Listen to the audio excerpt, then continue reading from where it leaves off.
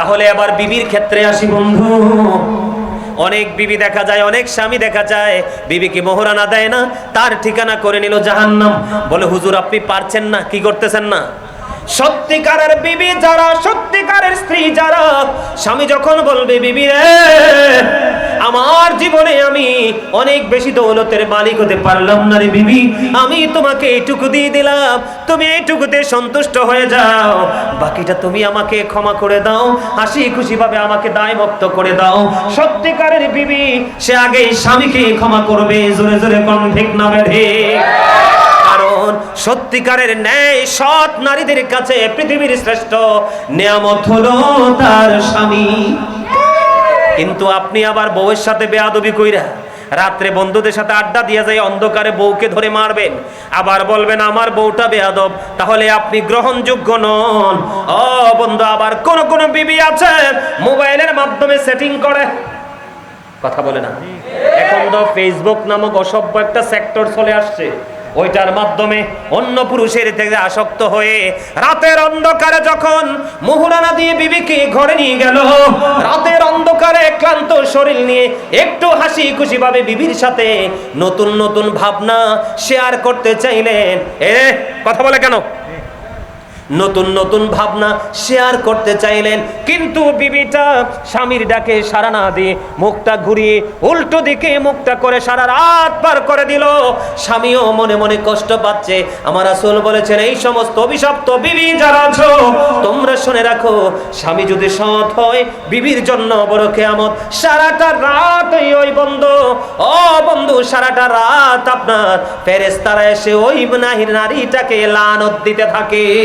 জোরে জোরে কন্না নাউজুবিল্লাহ।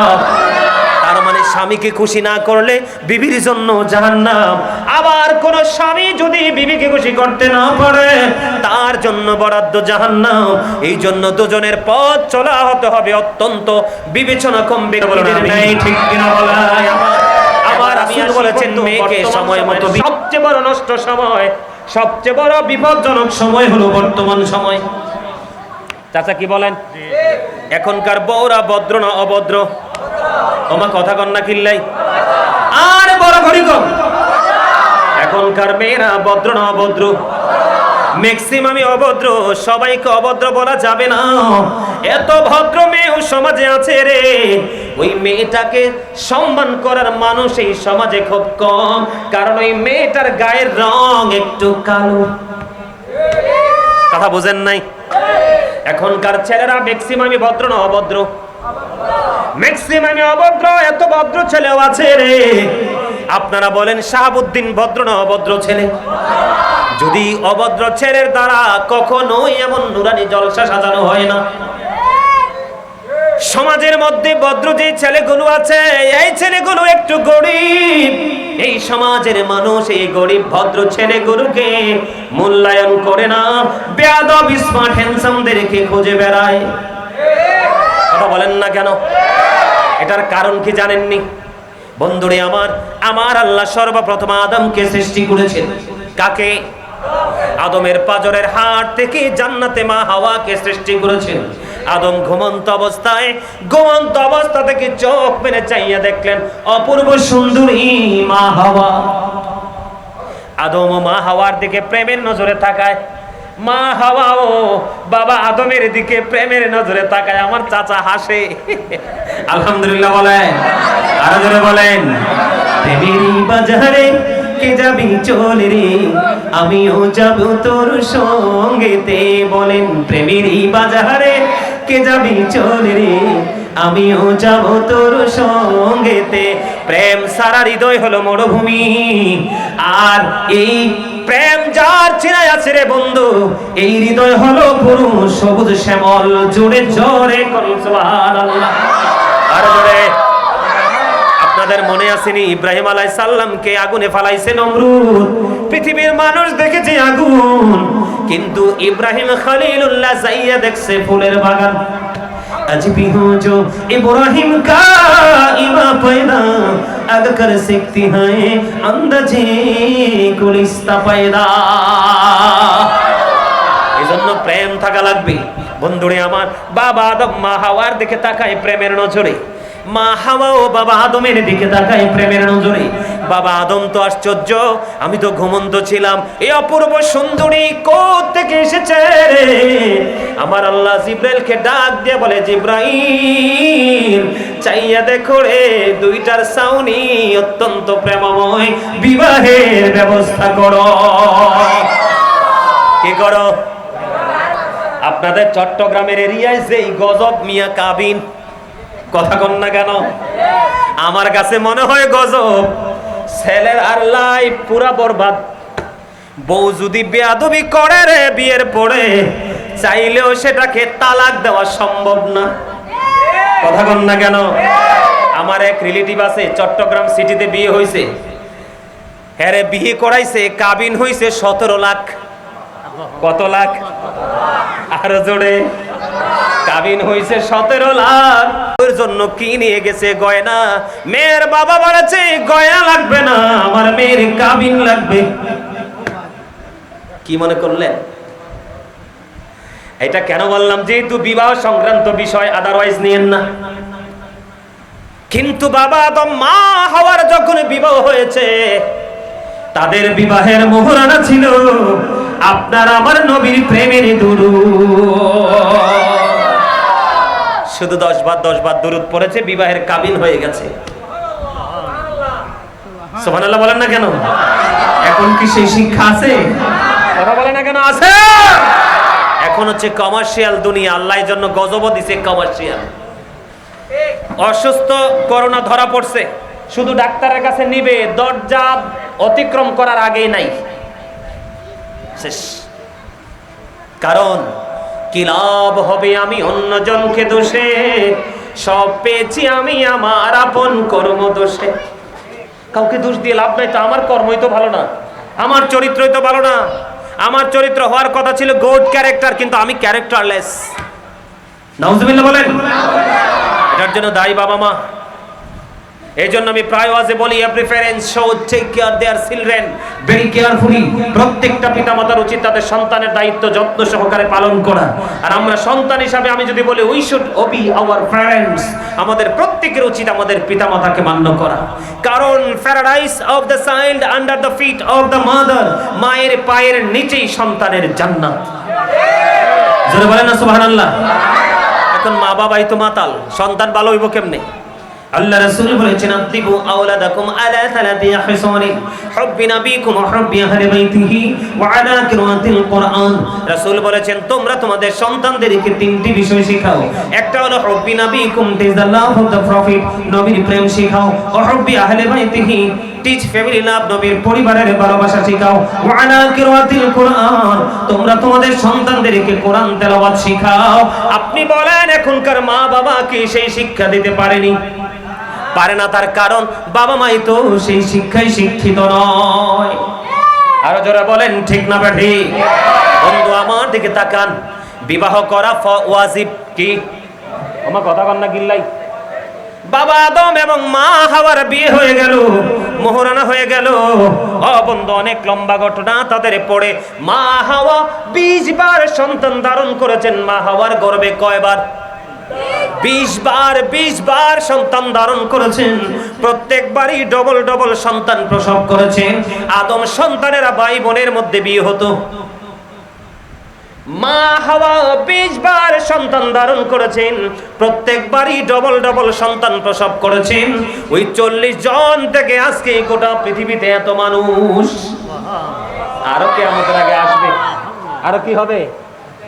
কিয়ামতের আগে আরো আসবেনি? কথা কন না কিল্লে? আসবে না? আসবে। এই সিস্টেম অনুযায়ী আপনার আমার বিবাহ এখন আর মানুষ বেড়ে গেছে রক্তের মধ্যে। কি করা যায় না? ভাই বোনের মধ্যে বিয়ে করা যায় না, যায়নি। এটা শরীয়ত বাতিল করে দিয়েছে, ঠিক কিনা বলেন? চাচা শেষ করে দিতেছি। 11টায় শেষ করার কথা ছিল, কিন্তু আপনাদের মনোযোগ দেখা ভাবলাম যে আরেকটু ওয়াজ করি মজা করে। সুবহানাল্লাহ বলেন। আরো জোরে। আমার ওয়াজে কি মজা লাগতেছে? কিছু শিখতেছেন নি? ব্রেনে সেটআপ দিতেছেন নি? ওয়াজ কিন্তু অত্যন্ত গুরুত্বপূর্ণ, একটা সেনসিটিভ বিষয়। একটু খেয়াল করুন আমি কি বলি। বন্ধুরে আমার, বিবাহ ওয়াজিব, বিবাহ সুন্নাত, বিবাহ হারাম। ক্লাস কয়টা? আরো জোরে বলেন, আরো জোরে বলেন। বন্ধু, একটা ছেলে অত্যন্ত সক্ষম, যৌন শক্তি তার বডিতে পরিপূর্ণ এবং অর্থনৈতিক ক্ষমতাও তার অনেক বেশি। বিবিকে হাসি খুশি ভাবে মোহরানা দিয়ে বিয়ে করতে পারবে।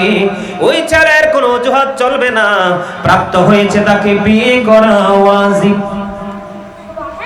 কারণ তার যৌবনের চাহিদা বেশি, স্পিড বেশি, কি বেশি, সাথে সাথে আর্থিক সাপোর্ট পাওয়ারও বেশি, ধন দৌলত বেশি। কোনো অজুহাত চলবে না। বাবা মার দায়িত্ব হলো তাকে বিয়ে করে দেওয়া। যদি আপনি বিবাহ করে না দেন, ওই ছেলেটাই ব্যভিচার জিনায় লিপ্ত হয়ে যাবে। আপনি আপনার ছেলেকে গ্রাজুয়েশন করাবেন বলে বসিয়ে রাখলেন, এদিক দিয়ে ছেলে বিয়ের বয়স পার হয়ে যাচ্ছে, চুল পাকা শুরু হয়ে গেছে, বয়স 30 পার হয়ে গেছে। আপনি মনে রাখবেন, যখন একটা ছেলেকে অথবা মেয়েকে সময় মতো বিয়ে দেওয়া হয়, তাদের জৈবিক চাহিদাটা কন্ট্রোলে থাকে। সুবহানাল্লাহ বলেন না কেন?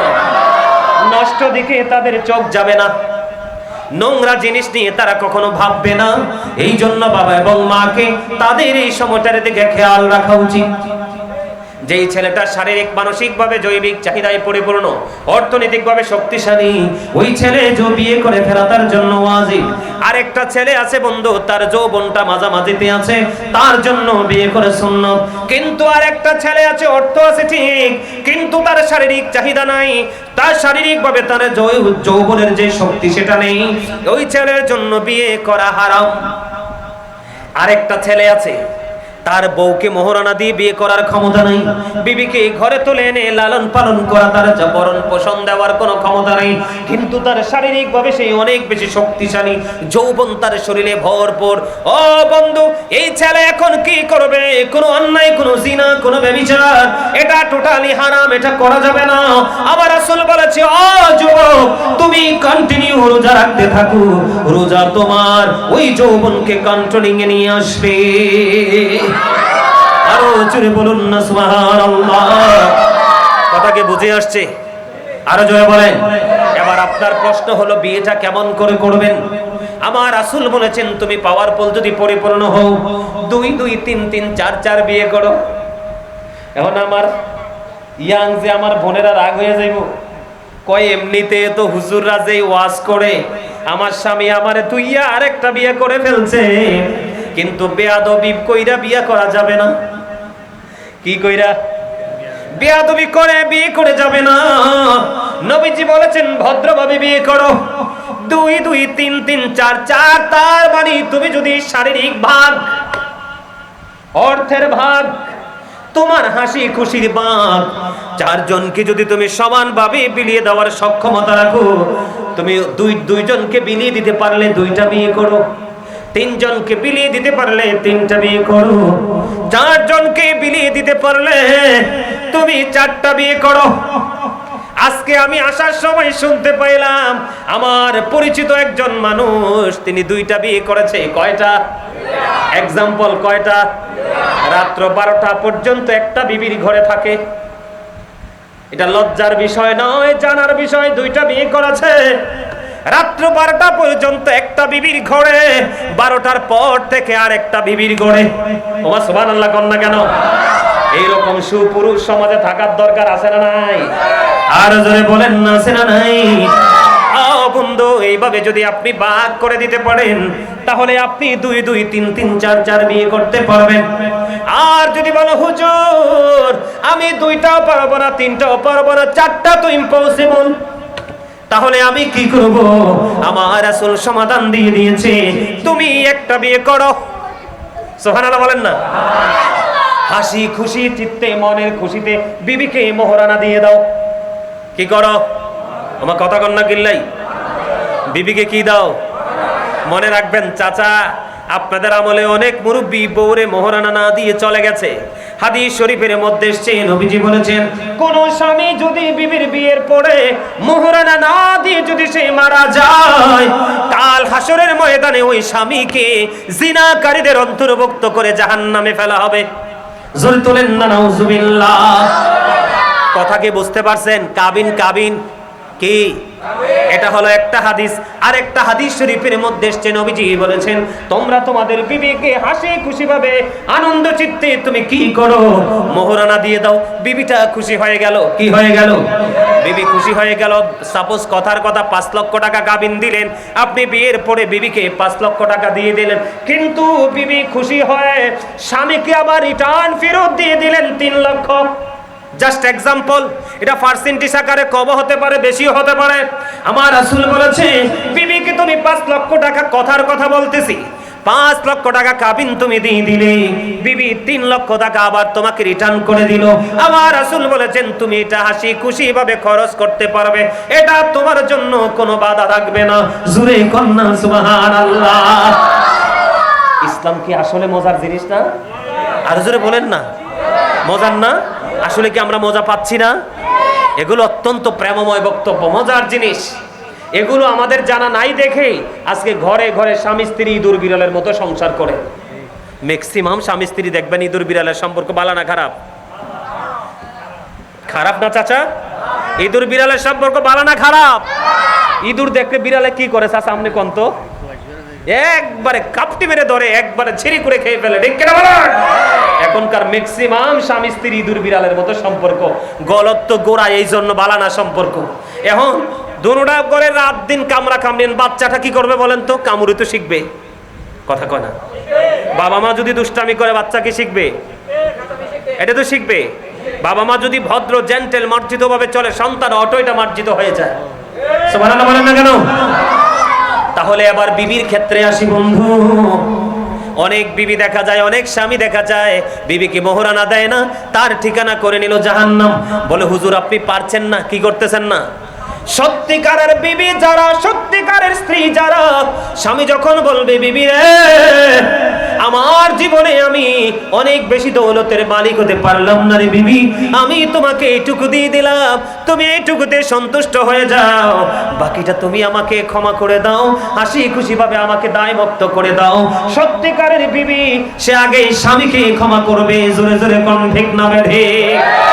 কারণ সত্যিকারের ন্যায় সৎ নারীদের কাছে পৃথিবীর শ্রেষ্ঠ নিয়ামত হলো তার স্বামী। কিন্তু আপনি আবার বউয়ের সাথে বেয়াদবি কইরা রাত্রে বন্ধুদের সাথে আড্ডা দিয়ে যায়, অন্ধকারে বউকে ধরে মারবেন, আবার বলবেন আমার বউটা বেয়াদব, তাহলে আপনি গ্রহণযোগ্য নন। ও বন্ধু, আবার কোন কোন বিবি আছে মোবাইলের মাধ্যমে সেটিং করে, কথা বলে না? এখন তো ফেসবুক নামক অসভ্য একটা সেক্টর চলে আসছে, ওইটার মাধ্যমে অন্য পুরুষের থেকে আসক্ত হয়ে রাতের অন্ধকারে যখন মোহরানা দিয়ে বিবিকে ঘরে নিয়ে গেল, রাতের অন্ধকারে ক্লান্ত শরীর নিয়ে একটু হাসি খুশি ভাবে বিবির সাথে নতুন নতুন ভাবনা শেয়ার করতে চাইলেন। কথা বলে কেন? নতুন নতুন ভাবনা শেয়ার করতে চাইলেন, কিন্তু বিবিটা স্বামীর ডাকে সাড়া না দিয়ে মুখটা ঘুরিয়ে উল্টো দিকে মুখটা করে সারা রাত পার করে দিল। স্বামীও মনে মনে কষ্ট পাচ্ছে। আমার রাসূল বলেছেন, এই সমস্ত অভিশপ্ত বিবি যারা আছো তোমরা শুনে রাখো, স্বামী যদি সৎ হয় বিবির জন্য বড় কিয়ামত। সারাটা রাত ওই বন্ধু, ও বন্ধু, সারাটা রাত আপনার ফেরেশতারা এসে ওই নারীটাকে লানত দিতে থাকে। জোরে জোরে কন্যা নাউজুবিল্লাহ। তার মানে স্বামীকে খুশি না করলে বিবির জন্য জাহান্নাম। আবার কোন স্বামী যদি বিবিকে খুশি করতে না পারে তার জন্য বরাদ্দ জাহান্নাম। এই জন্য দুজনের পথ চলা হতে হবে অত্যন্ত বিবেচনাক্ষম ব্যক্তিদের ন্যায়। ঠিক কিনা বলা? আমার রাসূল বলেছেন, মেয়েকে সময় মতো বিয়ে দাও, ছেলেকেও সময় মতো বিয়ে দিয়ে দাও। তার কারণ হলো আমি অন্য সম্প্রদায়ের কাছে আমার উম্মত নিয়ে গর্ব করব। আমার নবীজি বলেছেন, যেই বংশের নারীরা অনেক বেশি বাচ্চা প্রসব করে, যেই বংশের মহিলারা অনেক বেশি বাচ্চা প্রসব করে, ওই বংশের মেয়ে তুমি তোমার ঘরে তুলে নিয়ে আসো, কারণ কাল হাসরের ময়দানে আমি আমার উম্মতের সংখ্যা নিয়ে গর্ব করব। অনকার বাপ মা দুইটাই বেদ্যপ। চাচা কন্যা কিনলো আরো জোরে ভুল করছি। আপনারা তো আমাদের সময়টা পার করে আছেন না? এই যে হুজুর দিকে তাকান, ওনাদের সময়টা পার করে আছেন না? ও মা গো মা গো মা মা, এক একজন মায়ের ঘরে, আমার দাদির এক দাদির ঘরে 15 জন বাচ্চা, একটাও মানুষ হয়েছে না, সবটি মানুষ হয়েছে। কথা কন্যা কিনলে এত যত্ন করে ফালছে নাকি? 1 বছর পর পর একটা বাচ্চা হয়েছে, কারণ ওই সময় তো অসভ্যতা ছিল না। কথা কন না কেন? আর অনকাইডি বান্দর, কি কথা কন না কেন? একবারে মানে নরমাল, একেবারে আঞ্চলিক ভাষায় বললাম সবাই যেন বুঝে, কি বান্দর। কয় 2টা হইলে যথেষ্ট, একটা হইলে আরো ভালো। ওমা একটা দিয়ে অ্যাক্সিডেন্ট হয়ে মরে যায়, এর ফলে তোমার মা কইব কে? কথা কথা কিনলাই, আরে আরো জোরে। কয়দিন আগে যে পাইলটটা মারা গেল, তার জন্য সমবেদনা জানাই কিনা? দুঃখ পাইছি, একটা পাইলট তো একদিনে গড়ে ওঠে নাই। মার একটাই বাচ্চা ছিল, হইল নি কামটা? কথা কন না কেন? একটা বাচ্চা চলে গেল, মা তো চিরশূন্য। এই জন্য 1টা 2টা না, আমার নবীজি বলেছেন সন্তান প্রসব করো, যদি কোনো ঔষধ, যদি কোনো প্রক্রিয়ার মাধ্যমে বাচ্চা হত্যা করো, তাহলে কাল হাসরের ময়দানে তুমি খুনি হিসাবে চিহ্নিত হয়ে জাহান্নামে যাবা। খাবার খাওয়াইতে পারবো না, লালন পালন করতে পারবো না, এই চিন্তায় তুমি 1টা 2টা বাচ্চা নিয়ে কি করো না, আর বাচ্চা নেও না। আপনারা দেখবেন আগের যুগের আমার চাচি, জেঠি, দাদি, নানি যারা আছে, তাদের চাইতেও 16 বছর, 20 বছর, 25 বছর, 30 বছরের যুবতীরা দুর্বল। 1টা 2টা না, 81টা রোগ শরীরে। আমার কথা কন না কিনলে? দাদি এখনো কোমরে কাপড় বেঁধে যে রান্না করতে পারে, কাজ করতে পারে। দাদির নাতির বউ হইয়া তাই আছে না নাই? কথা বলেন না কেন? ভুল বলছি আপনারা বলেন। এই যে জানা নাই, যে টেকনিক জানা নাই, শিক্ষা নাই, যে এই জন্য। এবার আসেন 4টা কারণে নারীকে বিয়ে করবেন। কয়টা কারণ? 4টা গুণের কারণে। কিসের কারণে? একটা হলো তার বংশীয় মর্যাদা, কি? আরেকটা হলো তার সম্পদ, আরেকটা হলো তার রূপ, আরেকটা হলো তার দ্বীনের শিক্ষা।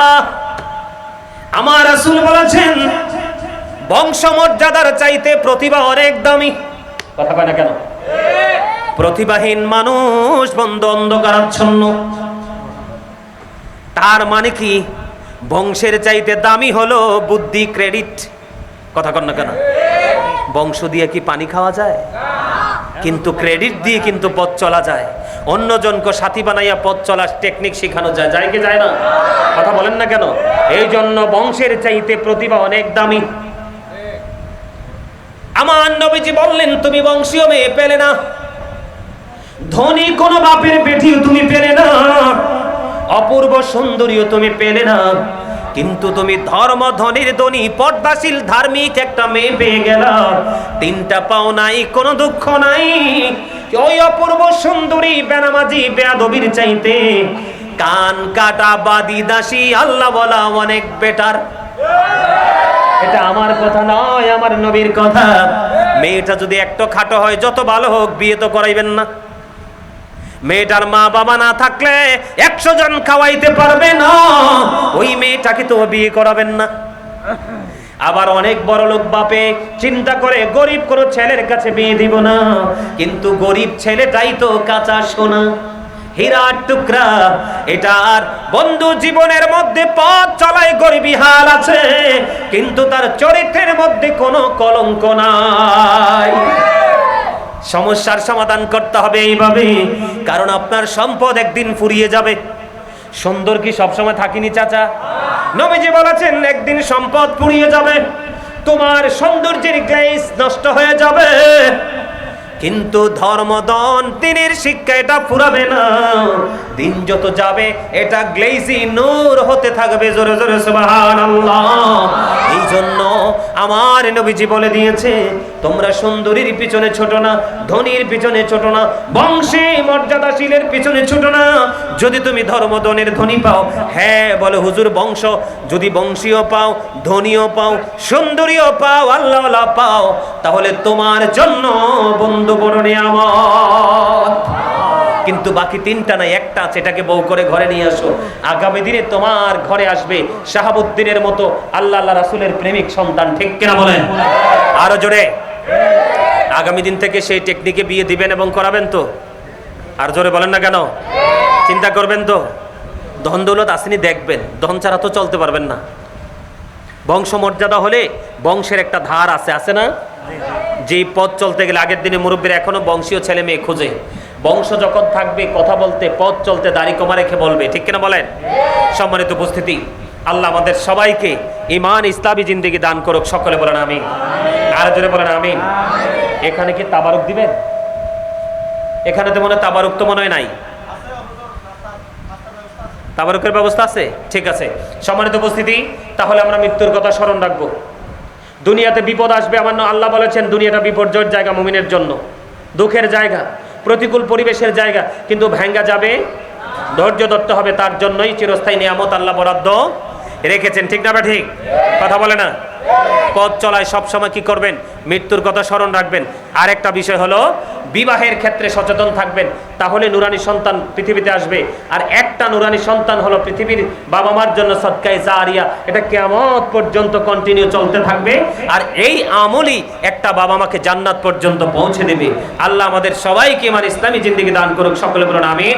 আমার ভাই শাহাবুদ্দিনকে যেন আল্লাহ তাকে দাম্পত্য জীবনে যেন আল্লাহর নিয়ামতে পরিপূর্ণ করে দেয়, আল্লাহ যেন সেই তৌফিক দান করে, সকলে বলুন আমিন। আল্লাহ যেন তাদের জীবনটাকে নূরের আলোয় আলোকিত করে দেয়। শাহাবুদ্দিনের বিবাহের পরে, স্বামী স্ত্রীর মিলনের পরে আল্লাহ যেন তাকে নূরানি নেক সন্তান যেন দান করে, সকলে বলুন আমিন। আরো যেন বলুন আমিন। আমি এখন একটু ছোট্ট করে একটু মিলাদ পড়বো, ছোট্ট করে মিলাদ কিয়াম করে তারপর আমি মোনাজাত দিব। আপনারা কি মিলাদ কিয়াম করেন তো? এটার বিপক্ষে না তো? হ্যাঁ, এটা মজা লাগে না?